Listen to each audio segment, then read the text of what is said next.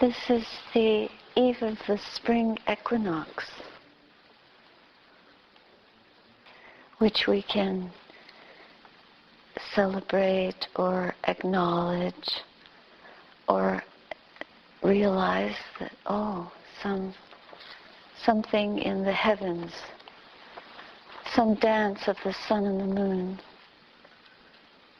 And we can reflect that in our practice, the dance of timelessness, a spacious presence in us.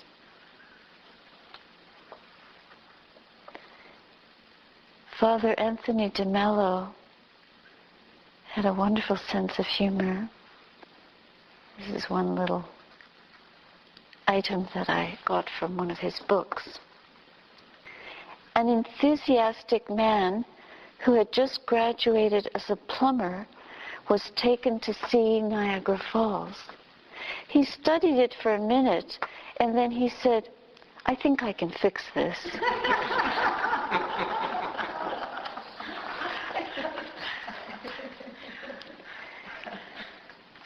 And so Nancy asked the question, how can I become more aware of a thought arising? Is it simply practice and mindfulness of the breath arising? There seems to be an underlying reservoir of thoughts waiting to bubble up without being noticed. It's Niagara Falls. That's just the mind. It's just a thought-producing machine. But by watching it, eventually, the thoughts, because they keep coming and we don't chew on them anymore, we lose that interest in the story, which is unreal, untrue. It's about something from the past that doesn't exist, or the future that is just a fantasy, a projection, an idea. It's another thought. It doesn't exist. So when we just take it as a Niagara, then we can see through the falls, and in the water, in that rain of water, that wall of movement, we just begin to understand the movement of the universe. It's timeless, deathless, endless, infinite. And it isn't a wall of water. It's just the phenomena of consciousness arising and ceasing. Whatever we look at has that same fabric of constant changingness, transience, ownerlessness. There's no one there that we can fix. There's no point that we can't make the water solid or stop. That's how experience is. And if we try to do that, it's only suffering. But if we just observe it, it can bring us to a point of complete, utter transcendence. Just a pure presence through the awareness of that and the realization of the qualities, these qualities of impermanence that can never be satisfied from that movement. It's just as it is, perfect exactly as it is. There's no one to cling to in there.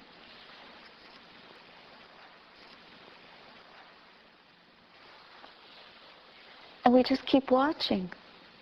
Another thought, another thought.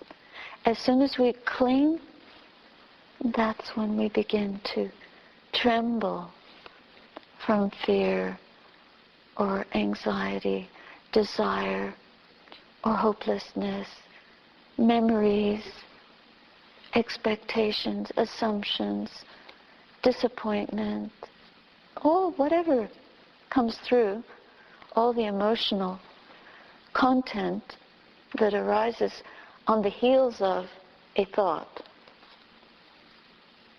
We just let it go, moment by moment by moment, and eventually, in the process of letting go, we begin to experience, we go through the looking glass like Alice, or we see into the looking glass a reflection of the reality of what we really are.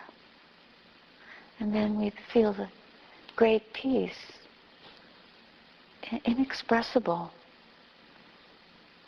It has no birth or death. It's unborn, not like this body, which is born and changes and declines and stoops and lies down and is gone.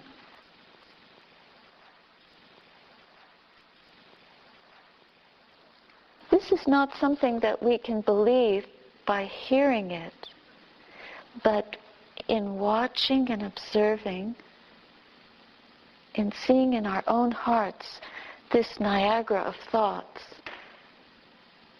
we start to get an intuitive understanding. Conceptually, it's like trying to climb a mountain by reading a book about it. You can't.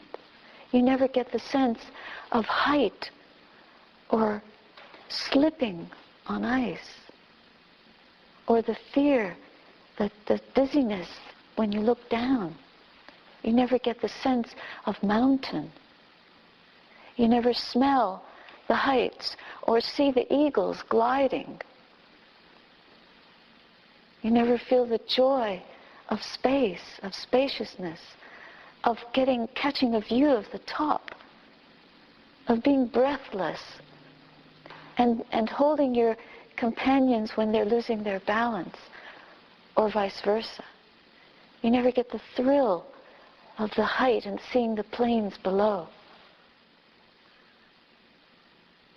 You never get the joy of discovering wildflowers at the cusp of spring on a mountain face.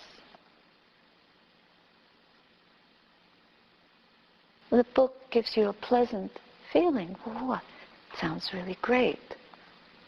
But until you scramble up the slopes yourself, it doesn't mean very much. It's only an idea. It's a thought, and before you know it, you're reaching for the next book, which is all about deep sea diving.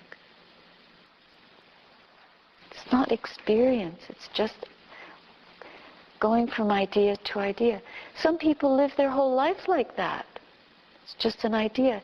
Even when they go on holiday, they bring their latest digital cameras, and their whole experience of whatever land, maybe they've gone to some exotic land, Bhutan, difficult to get in, can only stay for a short period, and then they take a lot of pictures. They don't put the whole thing down and just really experience where they are.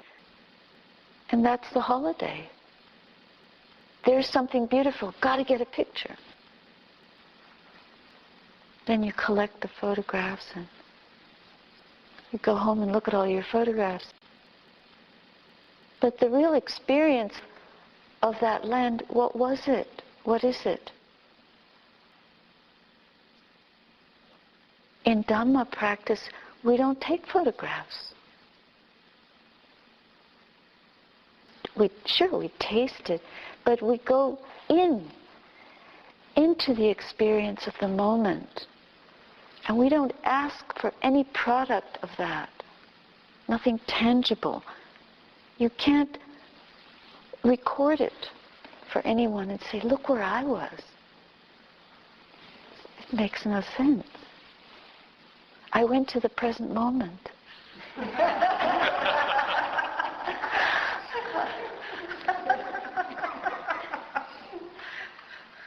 Now I know the present moment. Would you like to have a look at the present moment?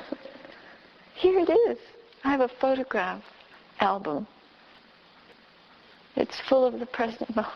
It just makes no sense. You can't collect your present moments. But the present moment and another present moment and another presence, a continuous immersion and presence, changes us. Changes the way we see, the way we feel, the way we know, the way we understand and perceive ourselves, our life, our non-selves. Who is myself? We start to ponder. It turns everything upside down, inside out. What you thought was 10 feet tall, like in Alice in Wonderland.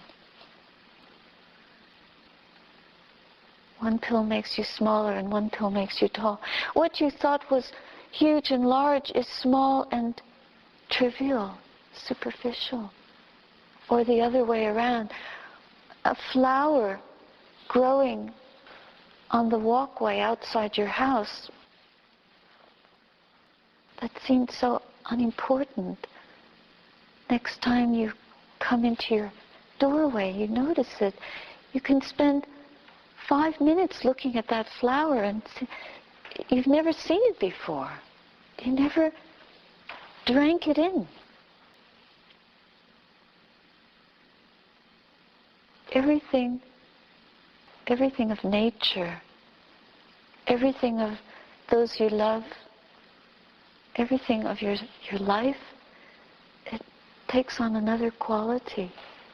And we can stop and feel a sense of blessing and gratitude that may be enormous, majestic, breathtaking.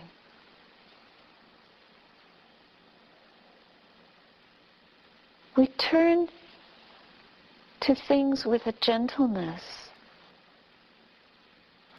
Ethically, we are very purified by this presence. We actually don't need to recite precepts. We begin to live in purity in every way, naturally. The mind doesn't have to be talked into it anymore. In the beginning, like a little tree that has a stake next to it until it gets tall and matures, so that in a great storm it won't be blown over. But once we taste this purity, and we know that that's what we are, we don't need the little stake to hold us. We become tall enough to give shade to other trees, to protect them from the great winds. We become the spiritual friend to everyone who needs shelter, protection. If we see someone not looking after themselves, we reach out to protect. If we feel that they can come and bask in this presence, we encourage them. We try to bring them.